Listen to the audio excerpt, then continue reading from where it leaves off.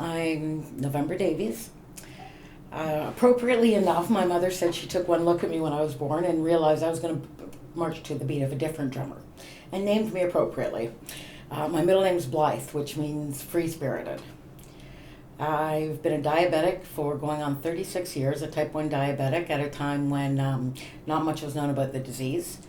And, growing up through my teenage years when I was smarter than the rest of the world and I knew more than those silly doctors, I didn't pay much attention to it.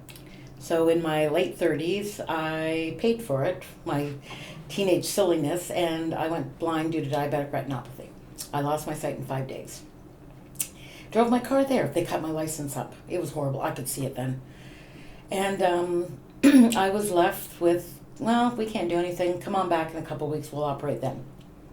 And how do I get home? And where am I? And I had no idea.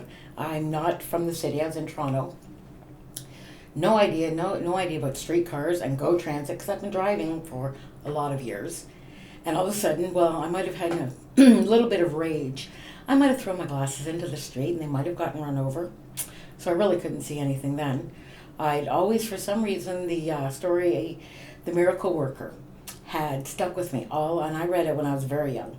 And I remember about the buttons and the organizing, the different pins and such. Excuse me. So I went through and I organized all my cupboards and I organized all my clothes, and then I started cooking because I didn't know if I'd be able to cook again. So I cooked and froze and cooked.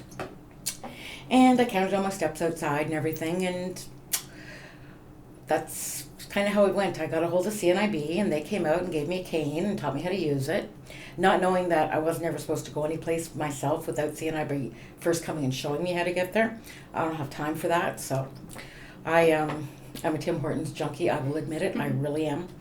But I used to, in grades 7 and 8, I used to ride my bike to the Tim Hortons before school and get a coffee. So it's been a long time.